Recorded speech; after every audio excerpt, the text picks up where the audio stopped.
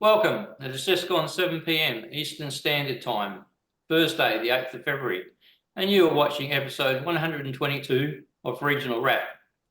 Regional Wrap providing an insight on the issues affecting regional Australia and giving a voice to regional residents. My name is Bill Bates, and joining me on this episode, Cairns Council elections, independents, Divisions 2 and 6 are my guests John Shilling, candidate for Division 2, and Alan Benn, candidate for Division 6. Welcome, John and Alan. How are you, Bill? Pleasure. Well, that was a quick introduction. Usually I give a bit of a bio for my other guests, but seeing you running for election, you people have to sell yourselves to the audience. So if you could start off, John, give us a bit of an idea of your background,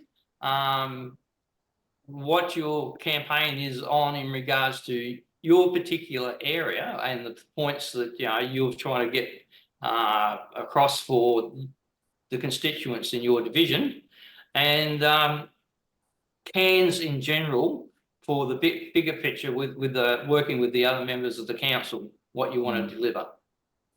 Well, we're going over my bio.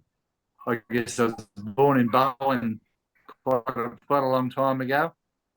Grew up in Western Sydney and moved back up north in about 1972, 73, somewhere around there.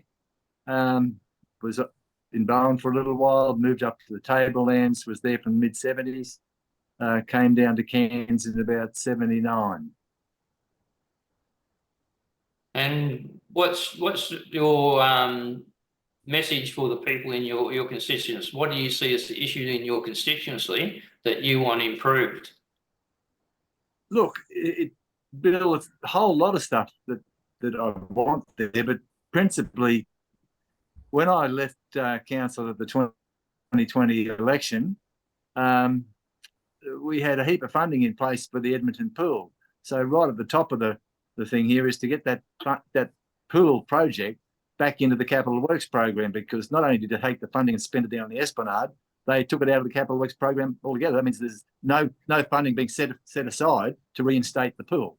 Now, that's going to take a bit of work, I realise, but hopefully with the support of people like Alan and some of the other independents that are in council, I hope to get that back and up and running. But that's probably one of the major ones there. There are other things, a new Edmonton library, connections through from Walker Road, through Shea Road, connecting up with over to the new Catholic school that's been built out there. At the moment, cars have to drive back down around and come through another way. But if we can do all of that sort of stuff, then we were just talking about the Coranda Range Road, moving that around. Think of it as a smaller version of that sort of thing, so that we can get the traffic there a whole lot quicker. Okay then. And what about working on bigger things for Cairns itself with, if you get elected, working with the other councillors, what do you think the priority for Cairns should be? Oh, look, there are many things that are a priority, but they will require big interactions with both the state and the federal government. And that really will be up to them, Bill. We're always at their beck and call and at their mercy. Cairns over the years hasn't fared very well with funding coming out of both state and federal. It would be good to start getting our fair share. That would be a big thing if we could get our voice heard down in Canberra and down in Brisbane a bit more. Okay then. Okay, over to you, Alan. Give us a bit of your background, what you want for your division and what you want for Cairns itself in the bigger picture. Well, Bill, look, I'm unashamedly absolutely pro-Cairns. Now, I've been born and bred in Cairns 61 years ago, and it's just really irks me that people, President councils are too scared to promote Cairns at every opportunity. I've got some issues in the division along Camarunga Road. There's no turn right. This is one of the big things in the division. I've done almost 1,000 door knocks so far. I've got plenty more to do, but there's no turn right, safety turn right lanes along Camarunga Road. It's been there for 61 years that I know of, and nothing's ever done about it. Another one is the bike lane that goes from the freshwater connection down to Lower Freshwater Road to join up to the existing Cairns bike pathway. It's never been done. And now there's at least 3 people have been killed down there, but everyone turns a blind eye to it because it's obviously too hard or it's not a priority. These type of things is what I want to make priorities. Another thing is because numerous state governments and, well, let's admit it, Cairns Regional Council haven't, from my point of view, haven't done enough, haven't been vocal enough to stand up against the crocodile cuddlers. We've got to a stage where I'm proposing a water splash park in the valley, because at the moment it's a gamble to go and swim in the creek. So, Freshwater Creek's our main premier creek in the division, and as you know, there's been some crocodile interactions there, and that's one of the things I want to do. I want to make it a safe and something that we can all aspire to on our lifestyle that we live in. Another thing is the lack of state government infrastructure funding that we seem to be ignored, because clearly our present advocacy is not working when it comes to being compared against other regional areas in the state government view of how they disperse infrastructure funding. So when we do an infrastructure project, the ratepayer has to fund a large part of it. And this is not wrong. I've seen many other councils in this state, and they seem to be getting their fair share. So it's about time, as John said before, it's about time we get our fair share, and I'm not going to stop until that happens. Okay. If I can add a comment there, Bill. Breaking up. I said council is quite often criticised about not building a bigger stadium there at Barlow Park. But if you go down to Townsville, you find they've got several stadiums and they're all paid for by the state government. Absolutely. So, yes. What Alan is saying is absolutely correct. Townsville Enterprise has been very effective in the way it works, getting fairly good grants to do projects well outside its normal scope, like having a investigation into things like the Hell's Gate Dam, which I think is a bit out of its real scope for a council. But we're in Cairns. One of the things we face very shortly is water issues and water securities. Now, if you're down in Brisbane or Gold Coast or Logan, Sunshine Coast, all those sort of close into Brisbane, you'd never have to worry about water supply. That's well and truly the state government is delivering either through the major dams or systems. It's a bit of a rough justice in regards to further out regional centres like Cairns and even Townsville to a degree, but when you get it really out in the sticks, the councils seem to be lumbered with the water supply issue. Do you think the state government is sort of avoiding its real responsibilities in regards to water security, especially in regional states? 600 million. We're looking for a lot less than that. And so we'd like them to step in and help us here in Cairns. Your thoughts, Alan?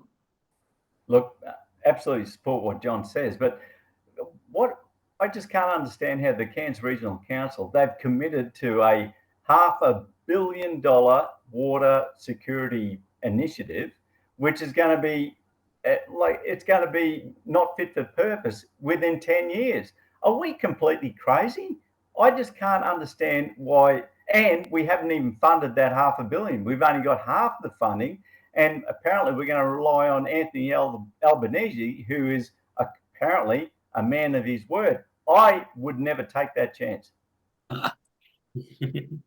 Yes, I think the avoidance of creating dams or making substantial dams is something that's got to go on. But yeah, just the short term taking water out of the Mulgrave River is, like I said, it's at best got a life of about 10 to 15 years. That's provided the population doesn't grow very much. But by the same token, everyone, the state government and local council and Vance Cairn and that, always talking up increasing population of Cairns. Well, the more you increase the population, the more you've got to require water. So it's going to cut down the life of that project. Yeah, no doubt about it, Bill. Yeah. Now, Bill, look, John's been on the council before me, and he's seen the absolute growth of Cairns from a council point of view. But for some reason, the present council, they've got their head, well, I'm not going to say where it is, but let's say it's in the air, and they're not looking at reality. In 10 years' time, and if they want to take that water out of the Mulgrave aquifer, well, I don't think the cane farmers are going to be too keen on that, because it's going to impact on their crops. Of course, the modelling shows it won't, but why would you want to take the chance? Dams isn't a swear word. Let's go with it. Imagine if we didn't have the Copperlow Dam from, when was that constructed, John? 1976 or something? If we didn't have that, we'd be in all sorts of trouble. Yeah, no doubt about it. Look, yep, that was a local edition that only cost about $6 million as well. It was cheap. It was a bargain. It's a pity we didn't build two at the time. Pity we didn't build it a bit higher too. Yeah. Okay then. Alan, this is your first time at going for the council. What have you done in regards to finding out about duties in the council and duties of a councillor? Have you been given a Bible to read or anything like that? Well, Bill, look, I have stood before like 20 odd years ago, something when I used, the hair wasn't as grey. But yeah, look, applying for a councillor position, you go through like they call a handbook course these days. But I mean, a councillor is, in all reality, usually the first person a resident has got an issue with, they're going to bring it up with the councillor, their local council law. So very rarely they're going to know the difference between state and federal problems. But they're going to ring up people like John and say, John, come and fix this, whatever it is. So yeah, a council's got to be many things, but ultimately it's always got to promote the city of Cairns in the region, and that's why I'm so passionate about trying to be a local Division 6 councillor. Okay, John, you were in council before a few years ago. So do you think from the first time you were elected to today, there's more onus on integrity for councillors, or there's more pressure on you to be seen to be doing the right thing? Bill, you'll find that the legislation around being a councillor is far stronger than any legislation around state representatives or federal representatives. I can guarantee that. Also, we've seen in recent times this CCC has taken a number of councillors to task and put them through the grinder. And in the end, a lot of them have been exonerated. Do you feel that the process in regards to holding councillors to account is somewhat over the top? Like maybe we shouldn't have situations where people can do things anonymously or with anonymity and without fear of costs or penalties? Look, it's so very easy for anyone to write in or phone in, and next thing an investigation's carried out. The number of investigations when this legislation came in, I think it was around 2017 or so, 2018, it was an explosion of the number of people dobbing, if you like, on this or that or everything, or making claims. It just became absolutely amazing. These investigations, even at the level of the the Officer of Integrity Commissioner, or the Triple C. Some of these investigations can take 4 or 5 years. So the guy might not even be in council at the end of that. And effectively knocks you out of doing your job too while it's happening. It can. You can be stood down. That's correct.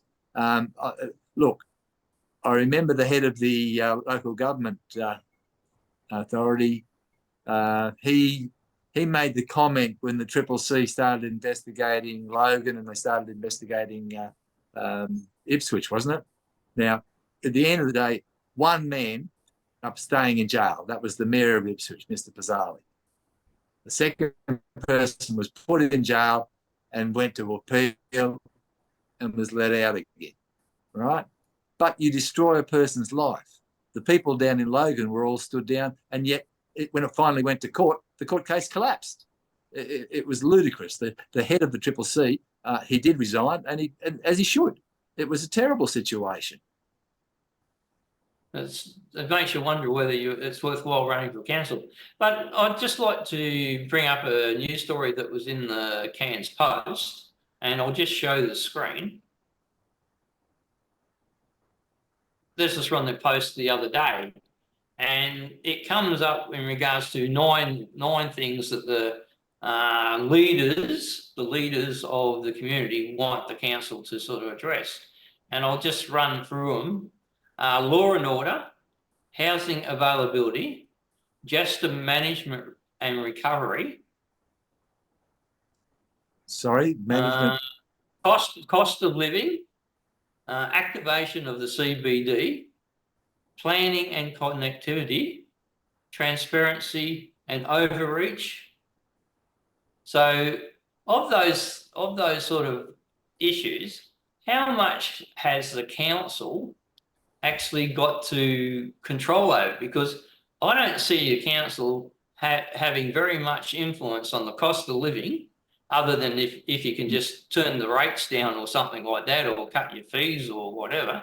As for law and order, yes, you probably can help in regards to placement of CCTV cameras in the certain areas, trouble spots. But overall, councils haven't got much power in regards to cutting back on crime or anything like that. Do you think this is an ongoing problem with people not quite understanding what the role of council is, state government and federal government, and they just get it all scrambled up, even so-called leaders of commerce in Cairns? Now, Alan, you want to take that one away? Oh, look, I'm going to have to revert this one to John, but just personally from the experience I've had, yes, a lot of people confuse what responsibilities overlap between jurisdictions, as in council and state government and federal government. And that's not going to change because our education system is so poor. They don't do any civil teachings at school anymore. But John and Bill, look, we have come to a stage at the moment where probably our number one problem is crime. Now, I can't think of any. Kevin Burns, who was in that article, he was spot on when he said one of their biggest killers is it's the process of buck passing in different levels of government. And to be honest, the state government, and it's only the state government has got the power to do anything about that crime. And we can beat around the bushes and all that sort of stuff and put cream on the pie and that, but it's the state government and the gutless politicians who won't enforce or make laws that are totally enforceable in front of the courts. There was some criticism yesterday that the council wasn't represented at a meeting in regards to the crime situation, which I thought was, I don't know, when you have a look at the conversation of that hearing, it really sounded like a lot of people were there on the side of the offenders and talking about the trauma that they have. And it seems like most of these things in regards to inquiries into crime turn out to be a opportunity for NGOs and groups and that to espouse new schemes that's going to cost the taxpayer more money rather than fix the problem. So I can understand why maybe the council didn't bother to turn up for that one. Sorry, you're talking to me now, Bill? Oh, either. Okay. Look, I'm aware of the meeting that took place, and I think the mayor today or yesterday came out and actually, for the first time I've ever heard him talk about juvenile crime, and I've known the man for nearly 40 years. Suddenly he took an interest in it. I think that might be because he's got a man running against him who spent 45 years in the career as a policeman. He's the only person at the Meet the Mayor's meeting out of Palm Cove a few weeks ago who actually raised anything of interest to the general public when he brought up the crime problem. No one else who spoke there as a mayoral candidate mentioned anything of the sort. No one wanted to touch it. Everyone wanted to walk away from it. And for me, here's a guy who spent 45 years in there. I think I'd spend a bit of time listening to him first. Okay. One of the other things in that article was rejuvenation of the CBD. Regardless of what division you're in, it is very important that the Cairns is seen as a vibrant, developing place. In working with others, what sort of suggestions would you have, Alan, in regards to getting a bit more life or activity back into the CBD? Well, yeah, thanks for that hand grenade, Bill. But look, as John knows, there's been at least 2 major refurbishments of the CBD over the last 20 years, I think, John, and no expense spared. But I think our problem is we get people from down south to come along and do these designs and modelling and all that sort of stuff. Especially the last one, it's a complete waste of money, a complete disaster for the traders in there. There's so many hidey holes for let's face it, the ferals and the drunks to hide in. Why would we? This is the problem with Cairns Regional Council, as far as I'm concerned. Instead of grasping the problem, they like to let's farm it out to southern interests who really all they want is the money. Why don't we give that sort of what would you call it, the scope and planning to local people on the ground up here who have got skin in the game, and we can design a tropical paradise for CBD traders, because the last 20 years has been nothing but pain and suffering, and it's just gone downhill the whole way. I remember when Bernsey done that first one, he was castigated he put I think it was John, I think they were called leopard trees, weren't they? And they were going to provide shade and all that, and he got over the coals over it because the leopard trees weren't growing fast enough.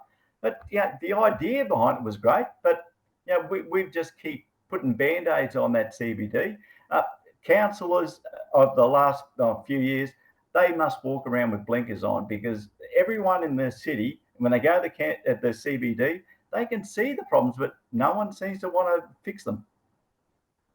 Yeah, well, I've noticed since I've been here, and this is going back to 2012, there's been more properties along Mulgrave Road that have failed to be developed. So, and that you would think they would be a place that has high commercial value, but you don't see a lot of development along there as you come into the city. And then in the CBD itself, there's pockets that have been shut up for 5-10 years, or I presume, in some sections there, and we don't seem to be getting anything back into it.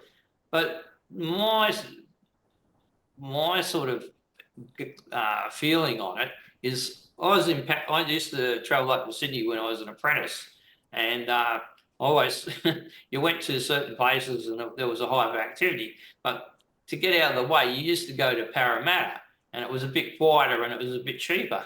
Well, I went into Parramatta a couple of years ago on the way up, and it's a hive, bustling, cosmopolitan area. There's a lot of high rises. There's lots of cafes at the street level. There's activity all night till 10 o'clock with people still, going to restaurants and up bars and that throughout the week.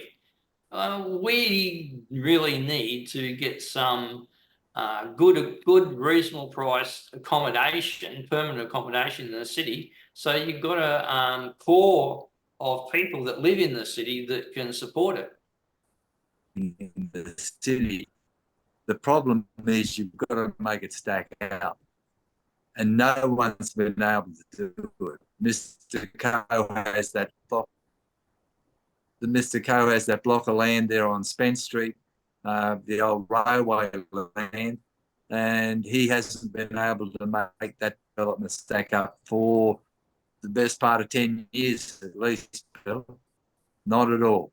So unless prices come down or rents come down, you're not going to encourage people back into the CBD.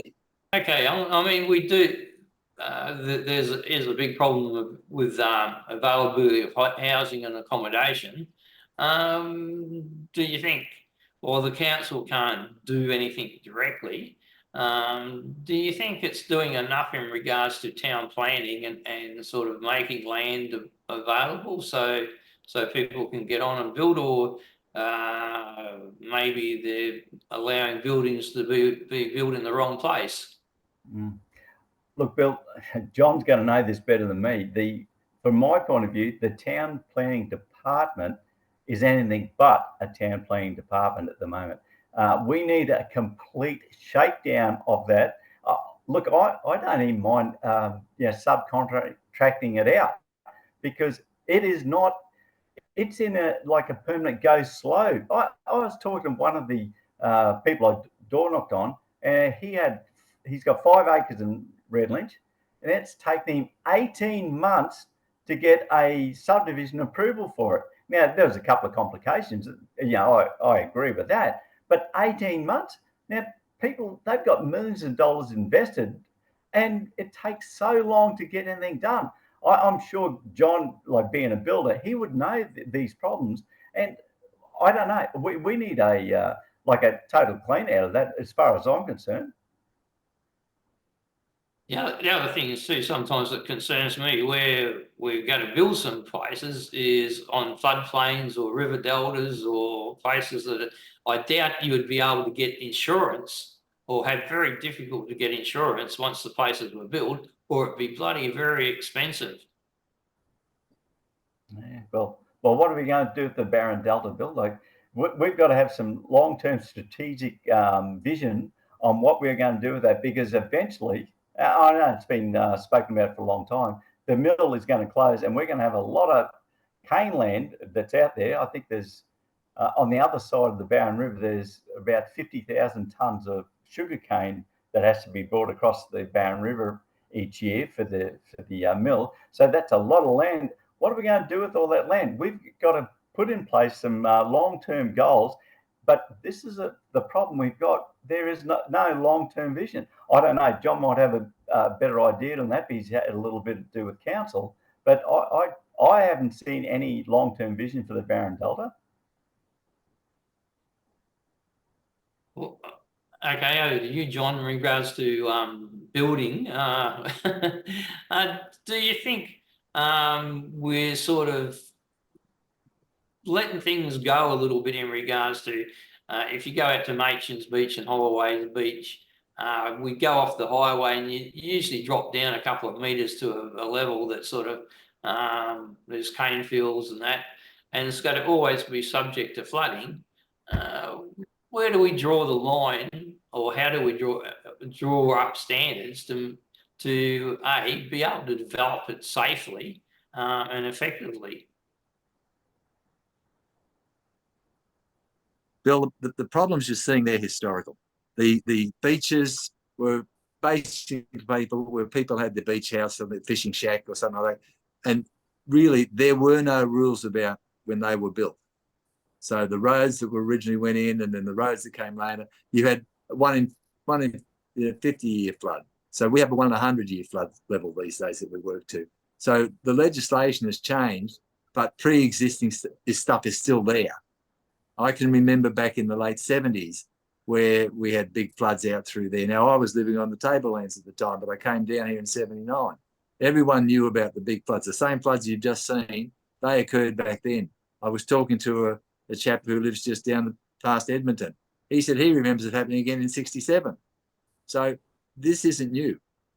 You're right. No one should have ever been allowed to build in the Delta. It should never have been allowed. But Cairns was built on sand dunes and mudflats, basically swamps. And this is an overhang from those times. A lot of that area, you wouldn't be allowed to build out there in Bundah Street anymore. You wouldn't be allowed to build most of the place through Bungalow, places around Parramatta. You'd never be able to build those houses again. All right? So sort of trying to retro fix this stuff, what can I say? How are you going to do it? I don't think it's possible. The money that's going to be spent would be astronomical. Well, I suppose we've got to deal with what we've got, and That's hopefully try to improve the lot of everyone in Cairns. There's been some conversation in regards to conductivity between the northern beaches and Cairns itself. Well, they're supposedly improved the road. I'm not 100% sure about that because I've been out a couple of times. Yeah, it's got a new overpass and wider lanes, but it still comes to the same sort of congestion. But there's also continually clamouring about a light rail or something like that to the airport and beyond. Looking at the land off the Cook Highway, it doesn't seem to be really up to scratch to take any sort of even a light rail project. Would you envisage something like somehow attaching to the Cook Highway itself and its infrastructure to get some sort of light rail up there if it was feasible? Or do you think it's just a pipe dream because we don't have population that would support the usage of something like a light rail? Bill, look, we had an investigation done when I was in council by Arabs into this very thing, light rail. This seems to pop up regularly. People think it's an easy thing to do. It's not. It's a very expensive thing to do. And if my memory serves me, it was about in the order of $30-something million per kilometre or something. We already have roads that do that. The best system is a better bus system because the roads can go over. The light rail only goes in certain places. And the bus system would be a far better solution, but we need a higher population base to make that better, if you like. At the moment, we are such a strung out city. You've got north and you've got south. It's a very thin area. So the consultants came back to us and said, look, there is no solution through light rail. They said a better bus system. I think one of the other problems too is a lot of people talk about more or better public transport, but the same people who bang on about that are the same people who object to development and medium to high rise or medium density to high density zoning and that. But without some sort of increase in density of local areas and suburbs, you can't have these niceties because everything in regards to public transport is a liability. It always costs the taxpayer or ratepayer money. So it's got to have a fairly high patronage to at least offset that. And it seems strange to me that we have people calling for those improvements in things like public infrastructure and public transport, but they're also the same people when you go to try to get a project up and running to have more population, either from medium or even high density properties, they're the first ones to try to stop it. How can we sort of bring the public along in regards to the necessity for the city has to grow, and therefore if you're going to grow, you've got to have this more dense population, because you can't make more land. No. Bill, I know on the north side there, Brett Olds, very, very good councillor, very competent councillor. He constantly has people talking to him about small lot housing, for example. And I'm talking small lots, 400, 450, that sort of thing. That's become the standard size today. Now, if you've got what was a standard lot when I came to Cairns, around about 800 square metres or 1,000 square metres, the planning allows you to cut it in two if you can show it all works, sometimes even into three. But people out there when I say out there, I mean towards in the northern beaches, seem to be highly critical of this. Many times we've had presentations from developers coming in with 6, 7, 8-story buildings, because the only way they can make it viable when the cost of the land is to go that high. Yet the people in the areas don't want it higher than the coconut tree, which was an old sort of thing that they used to talk about back when Mulgrave Shire was in existence. And that's around 3 stories. No one can make it stack up. No one will do a redevelopment out there for units today because of the cost of the land. You can't make it stack up. So the old units that are there, that's what you'll be stuck with for many, many years to come, because no one's going to do it unless they can go up 6, 7, 8 stories. Okay, Alan, bring you back into the conversation. Where do you see the council in the future trying to attract more people to come and live in Cairns? What's the first cab off the rank you think the council needs to do to make Cairns more attractive? Is it to spruik more about the Great Barrier Reef? Look, Bill, I think the first thing we've got to do is ignore all the NIMBYs out there who they've come from other places. They've got here and said, not in our backyard now that I'm here, and they don't want to have future development. We'll call a spade a spade. The Greens, which is masquerading as the Community First team, they are absolutely the most negative people when it comes to sensible development, and especially that light rail. They keep pushing that thing ad nauseum.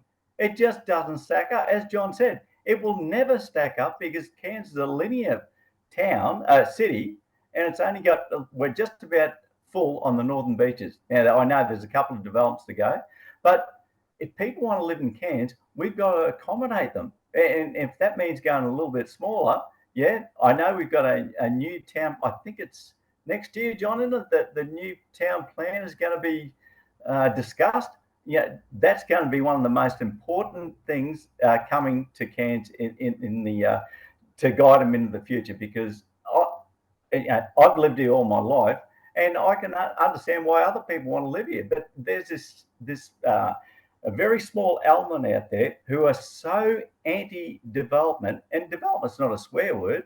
If we don't have development, we die. So let's get serious with it and come up with a very, very sensible town plan moving into the future. And the other thing that really gives me the shits, if you've got a right to develop a block of land, say you're in the middle of, let's say, freshwater, and you've got a 800-metre block or whatever, if you apply to council, you will have so many people complaining about what you want to do. There's a place along Kemrunga Road. Now, there's this old cottage there that it's supposedly of historic value. No one's going to ever develop that block, because all you're going to be able to do is put, I think it's maybe a duplex at the back of it, and you're going to have to redo a dilapidated cottage from the 1920s. What sort of world do these people inhabit? That's never going to happen. So the next new town plan that comes up, I think it is next year or the year after, we've got to be right on the ball and make sure the people that are guiding it have got Cairns' best interest, not their own. Well, I suppose the other thing is too, while we might be looking at making smaller blocks, and that's obviously happening, but we're not looking at getting more height into the system. And to me, having a lot of dog boxes joined together, on 400-metre blocks, and you've got houses banking onto each other, you've got tons of asphalt, tons of concrete, tons of steel covering the area, and then in those houses you might have maybe four, 5 or 6 split system air conditioners pumping heat out of the compressors into the system. It starts to get a bit of a heat island effect there, and so there seems to they'll be fairly power intensive, those homes. But can't we have a bit of a trade-off in regards to a bigger allotment being allowed to sort of build 3 or 4 stories and keep more open area around it? Is that an alternative? Well, look, I disagree there, Bill. If you build a house and the predominant aesthetics of that suburb is 1, maybe 2-story houses, and all of a sudden you want to do a 5-story unit development, that to me is going to be out of character. The CBD, I think, is the middle of town, and the precedent's already there. So I haven't got any problem with that. It's where you come out to the suburbs. I think there was one done in Smithfield. The government done it. It was a social housing block of units, and it was a 3-story, might even be 4-story, right in the middle of. So it stands out like the proverbial. So I don't know. John might have a different opinion, but I think if we're going to do a more condensed way of living, well, the CBD blends to it more than the suburbs. Your thoughts, John? Bill, I'll come back to what I said earlier about building units in Cairns. You can't make them stack up at the prices of the land these days. You just can't. The only thing that stacks up is small lot housing.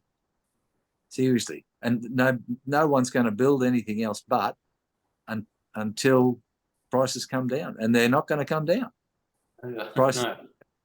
No. I'm sorry that, look, I've sat down and had these discussions with the former town planner, and we were trying to, how are we going to get people to move into these units, because we talked about increased density and all this sort of stuff. No one wants them. No one wants to pay body corporate fees. No one wants to have the insurances go through the roof because they're in a body corporate. That's one thing.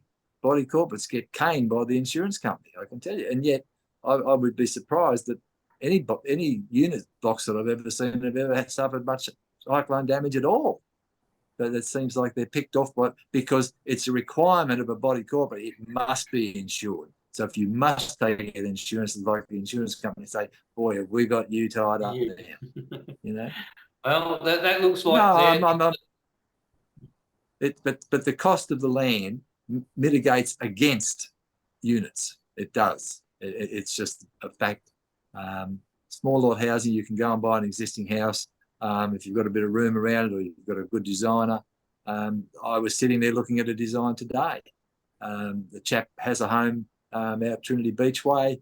We worked out how we could do this, but and we can make it work. Could I make it work if I had to make it, a 3-story block of units or something? No, I couldn't. This wouldn't happen. So really, it's the CBD that's only place likely to be able to get some sort of high rise and density into it. And a new unit built today in the CBD,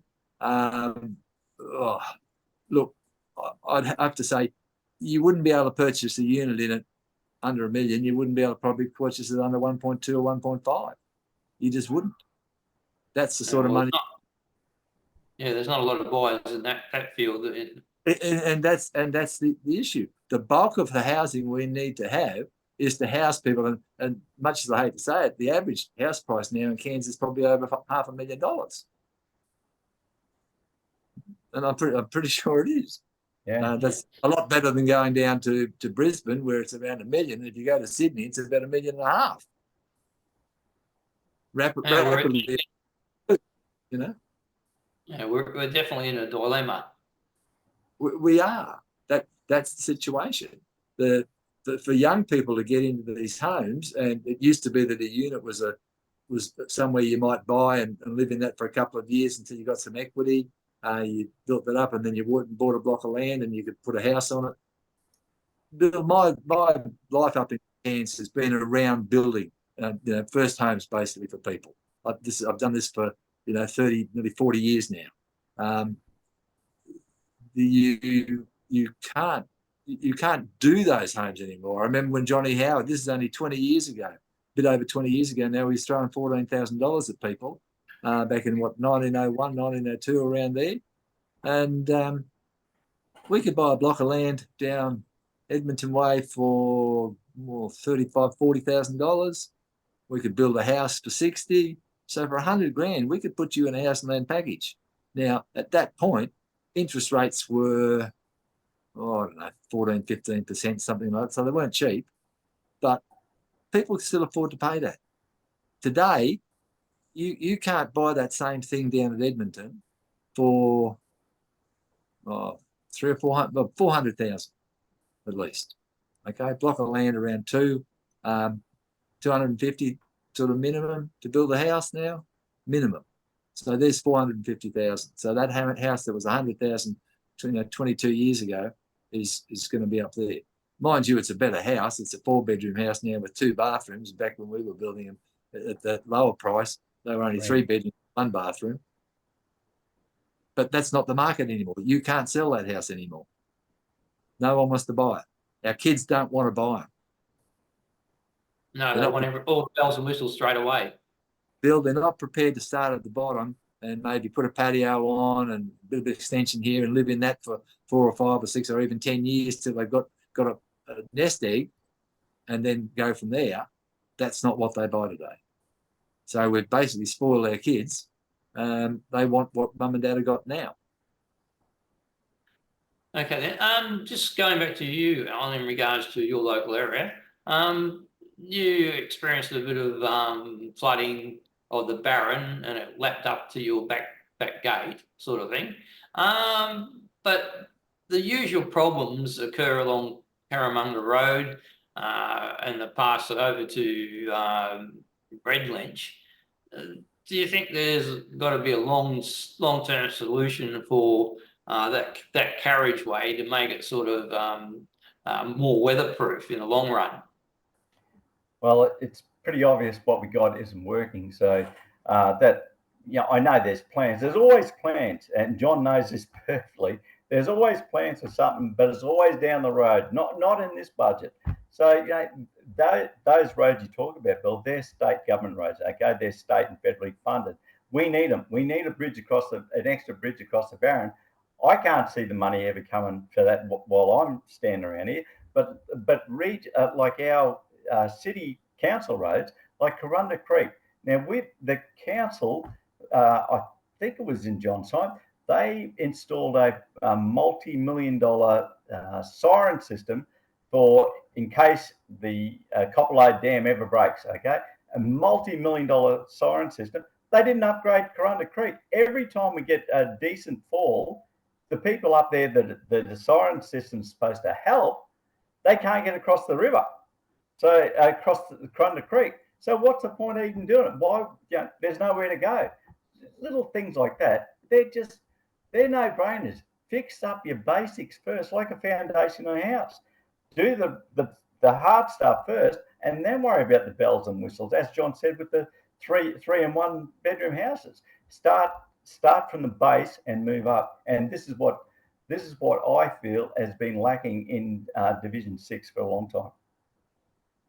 Alan, if Okay, I John, can, you.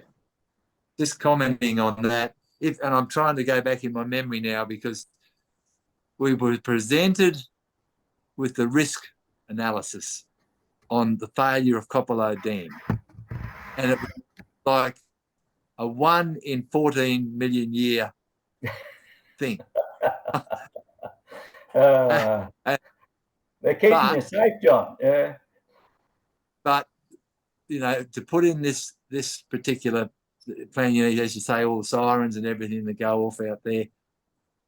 The thing about it is the outcome, if you don't have it, is so catastrophic that can you take that risk? Because it could happen next year.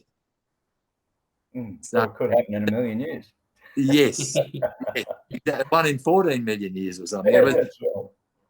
huge number. I might be way over, but you get what I'm saying here. Yeah.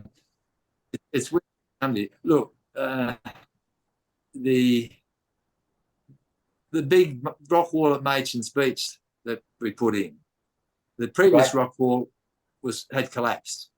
It absolutely had collapsed, and there were several engineer studies on it, and again, if someone had died on that rock wall, and a similar thing had happened, and a kid did die down in this out many years back now, 20, 30, I don't know, 50 years ago, don't know. And the other part of it was council owns the road along the front of Machin's Beach. Look, we even looked at buying all the houses along that road because it cost us about $15 million for that rock wall at Machin's Beach. All right. And it was really, the council had to protect its own infrastructure in that road along the beach. So again, that was a risk analysis factor. What was it going to cost us? What if it failed? What if we got sued by someone who was out there when it failed, fishing? Because we know it's a fishing platform, it has been even when it was broken down years ago. Now it's a much better fishing platform. Those are the sort of questions you get asked and you're a councillor, and where do you draw the line? And I guess the mayor, Bob, at the time, was able to recount his story of when one of the cyclones had come through years and years back, and I can't remember which one, but basically part of the port area there, where the boats used to pull up, had broken away, and it had floated out into the sea line, into the lanes where the boats come. Someone got their boat holed. The insurers said, "You're not insured. You knew about it. There was a report done. Told you this could happen." And they walked into the harbour board, read the report, and said, "We don't have any say here. We're out of here. Your insurance is void." Bang. So that hence Okay, look, we've gone over the hour, but what I'd like to just finish up on, you've obviously both been out door knocking. What's some of the feedback from your constituents in regards to what they want versus what's possible, and what can be delivered? I start off with you, John. Look, I guess there are many, many people who, and I'm not talking about things that they want. I'm talking about what they don't want. The sort of government they don't want. They are over teams. They have had a gutful, and especially what we saw in the lead up to Christmas with the council trying to push through allowing one of their own team members to come on board the council, when in fact it appeared to everyone that the councillors were conflicted. They then went to the minister and got a ministerial exemption, which is sort of like a get out of jail free card. It means you can break the law, but that's how you get around the law. You get an exemption from the minister to do it. So that stunk to a lot of people. It was illegal. It was all legal. Nothing illegal about it. But people didn't like the look of it. Okay. So that seems to be what people want. Whether that's what will come out of the subsequently at the election, that's another thing. Okay, I mean, we have 3 teams running. We have a chap running as an independent to be mayor, who has served his community for 45 years in a very high capacity. He seems to be the only person that is prepared to stand up and talk about other problems that we've got, like we mentioned in the beginning. I'm talking about the youth crime, because none of the other mayoral candidates seem to want to touch it. You know, how are they going to work around it? Now, to me, we need to approach this thing with a whole of community attitude. We need to approach the problems we talk about with juvenile crime. But if we don't get those kids, the minute they get into school at 4 or 5 years old, you know, by the time they're 10 or 12 years old, you've pretty much lost them for the rest of their lives. That's it. So, in my view, we provide facilities to the community groups, and I'm talking about whether it's the motocross club, you know, doing up their track, whether it's the gymnastics club, building them a new facility as we've just done out at Edmonton, or you know, the footy clubs, making sure that we can, parents, if they can't afford it, that we can get them into these groups where they've got role models, where they've got mentors, where they've got coaches, people keeping them on the straight and narrow. And as a mother, a single mum once said to me, John, she said, I've never had any trouble with my boys.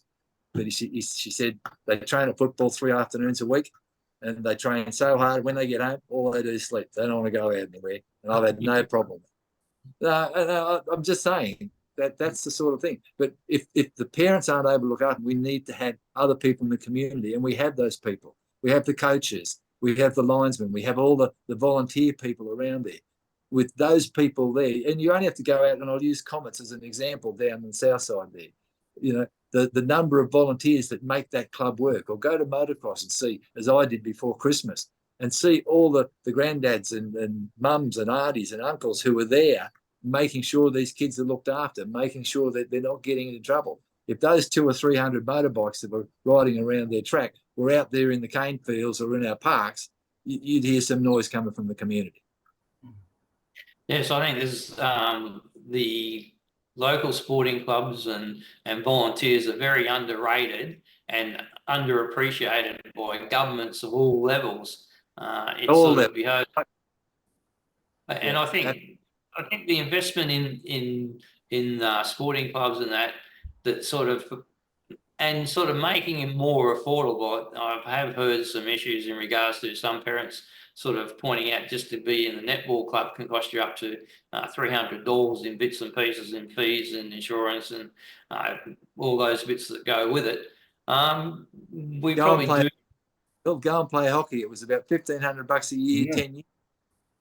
Yeah, unbelievable. And you get a smash shin for it. Yeah. Okay, Alan, you've been doing a bit of leg work out your knocking on doors. So what sort of feedback have you been getting? Oh, well, yeah, most people are polite, Bill, and they don't be rude to you. But ditto to everything John said before. But look, people they'll generally say, oh no, it's all good, but they can't name one thing that's good. But that's just human nature. But I look at being in council as council there to support us, not to tell us what to do, just to support whatever thing that the community wants to do. We'll support it. For some reason, there's this idea that council has to do everything. Well, no, they don't. They can do a lot of things for you just in the background by providing leadership and support when it's needed. Because when you give the people tools to do things, they do it. They can get things done. So yeah, look, I got great faith in the community out here, and I'm sure that we can really improve the place.